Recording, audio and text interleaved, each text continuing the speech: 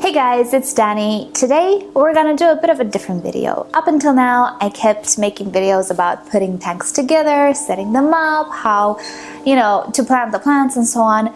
But today, I think it's a good idea to show you how I do maintenance in this particular tank behind me. Now, this is a tank that we set up a little while ago. I filmed the process. If you missed that video, I'll link you to it down below in the description. It is a nano tank currently inhibited only by shrimps. We're gonna get to that, but you'll see I set it up actually for a betta, and it's a fine setup for a betta. It is just as great for shrimps as well, to be fully honest. Currently it looks quite clean, quite nice, but there was a moment a while back when my life just got so busy that things started to accumulate, and I thought, well, that is the perfect time to film a cleanup.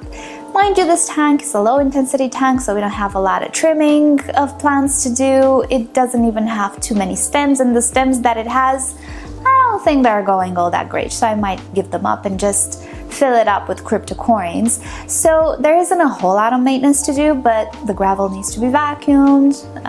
The sides of the tank need to be cleaned from time to time in order to prevent accumulation of organics in the water and algae. Currently, as you can see, I hope you can see, the tank has no algae. I never say no algae because there's always a little something that bothers nobody. It's shrimp food, but it's very, very, very, very, very low on algae. Visibly, you cannot see any, and there's a reason why it's like that. So let me show you how I like to clean this tank, and then at the end of the video, we'll come back with some more thoughts on why this tank stays so clean. Alright, so as you can see, this tank got a little bit dirty. Look at that gravel. Well, the fact that it's light colored doesn't help. And you know what? It's fine. Don't beat yourself up if sometimes life gets in the way and you cannot do your maintenance. Don't feel guilty. Don't let anybody guilt you into feeling ashamed or anything, because trust me, everybody goes through periods in which you just simply don't have the time to clean that tank. But that's okay. Clean it with the first occasion you have. So let's get going. First of all, going to remove the lid, which I really like using lids because I don't have to constantly top off the water. I'm going to remove that thermometer as well to make my life easier. And here I am starting to gravel vacuum. Now, the product that I'm using is one from the Netherlands that I kind of customized a little bit. I switched the tube with a shorter one that I got from a different type of pump, just to accommodate for the fact that this is quite a low Q. I still have the original pipe, so that's okay, I can always interchange it. But yeah, this little vacuum cleaner is so good. I have it for a few years now, a couple of years at least, and it's still working great, and it does a great job at cleaning. Tiny little nano tanks, which would otherwise just deplete very fast of water if you try to use a normal pump. Next up, I'm going to clean the sponges of my filter, which I added there just for mechanical purposes. The filter does have Seachem Matrix as a biofilter, so I'm just going to rinse them at the sink. And then I'm just going to remove whatever dead leaf I see around the tank. Since I'm at it, why not? And then I will clean a little bit the sides of the tank. I will have to say I don't really have much of anything accumulating on the glass, but I do get a little bit of that hard water line at the top of the tank, which gets very easily cleaned by my Danelle sponge. Next up, I'm just filling back the water with tap water that I treated with Seachem Prime. It's a dechlorinator, and I think overall I'm doing a 40% water change, and typically I like to do a 40 to 50% water change about every 2 weeks. Now, from time to time, one thing that I also like to do is fluff up a little bit the gravel, as you can see, just to dislodge some of the dirt that gets trapped on the layers underneath. So what I do here is I just put all of that dirt in the water column, and the filter will actually pick it up. And it's easy to see when I have some accumulations because my gravel is light colored. And hey presto, we are done with maintenance. Easy peasy. Hassle-free, every 2 weeks, 10 minutes, there you have it. Alrighty, so that is about it. As you can see, very easy to clean. Small tanks are really easy to maintain, and I know they say that for beginners it's better to get a big tank because it's more stable. I disagree. Small tanks are much friendlier for beginners because they're just so easy to maintain and so, I guess, non-intimidating. Imagine a beginner having to maintain an 100-liter tank. I would see it as a little intimidating. Not for everybody, I'm sure, but yeah. if you want easy things, small tanks with very low bioload, I believe it's the way to go. Small water changes, fast water changes. You don't want to be overwhelmed all of a sudden, right? Anyway, so the reason why this tank stays so clean is, number one, I did not use fertilized soil. Now, fertilized soil or aqua soils are not something you should be afraid of or something that gives you algae. They are exactly as the name suggests, they're soils, and they have nutrients as any soil will have. Now, these nutrients are plant food, but they're also algae food.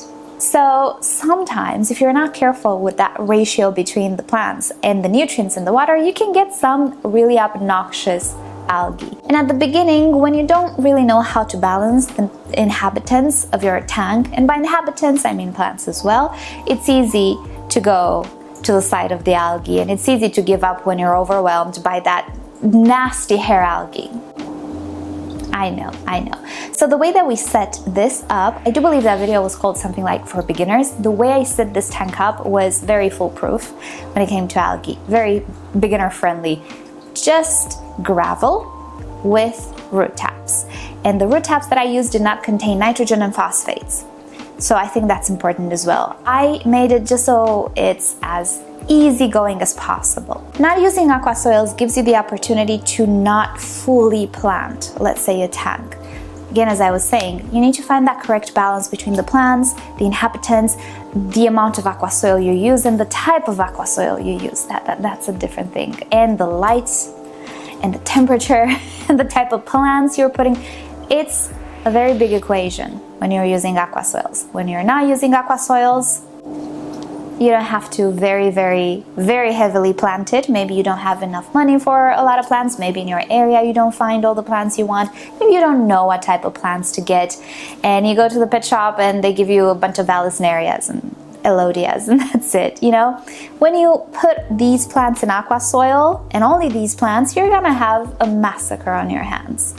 Because the use of aqua soils implies a lot more plants than 3 Vallisnerias and a Vallisneria, pretty much. So using gravel, I would not recommend sand. Using gravel actually limits algae from the get-go. Now, another reason why I do not have algae in this tank, or visible, let's call it visible algae, is because I don't have a heavy stocking. At the beginning I had a betta fish, which sadly passed away. He had, I don't know what he had. Remember I told you in that video, he's the most uninterested betta. He has never been, I don't know, like bettas are, inquisitive, curious. He never made friends with me, and shortly after I got him, he just passed away pretty sudden. So I'm not entirely sure what happened there. It's the first time that I ever experienced this with a betta.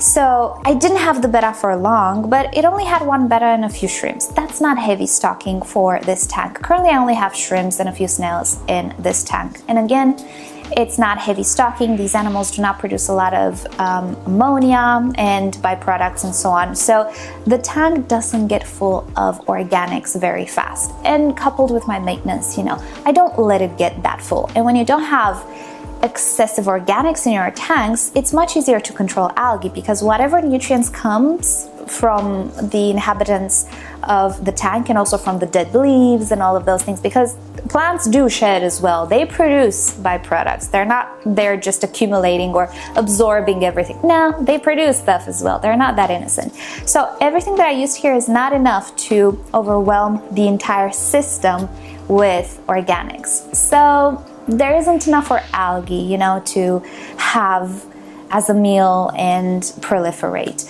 Whatever algae might form, the shrimps are taking care of it very easily, because it's not the worst type of algae. It's probably some diatoms, probably a little bit of green algae, which is very easy to remove.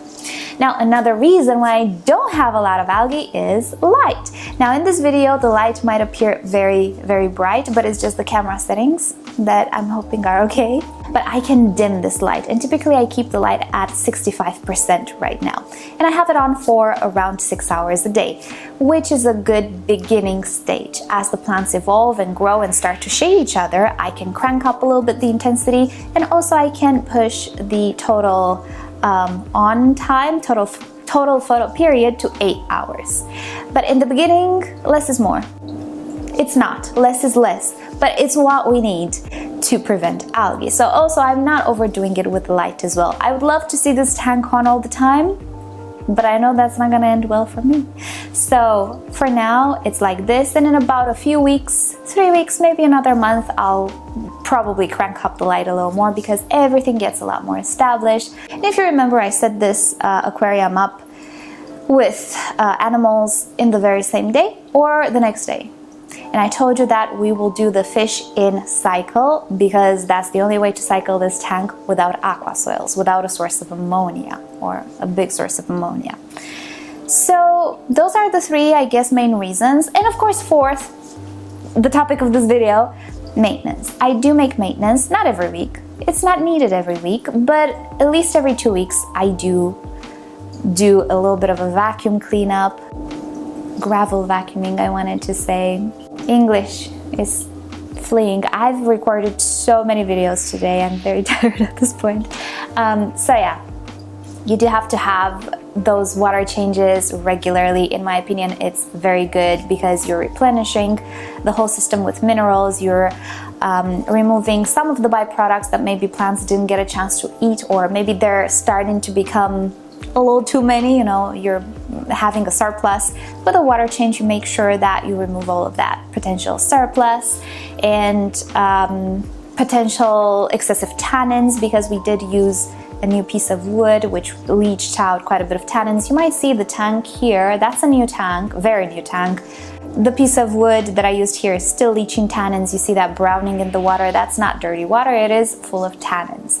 Now these tannins are absolutely fine, but if they get too much, if the water becomes like reddish, brownish and very dark, that can be dangerous because maybe the water will get too acidic for the animals you have inside. Anyway, so all of these things can accumulate, and really in a closed, tiny, artificial system like this is, you cannot go by the laws of nature all that much. You kind of have to step in and make sure that everything remains balanced. So I'm a very big advocate of water changes.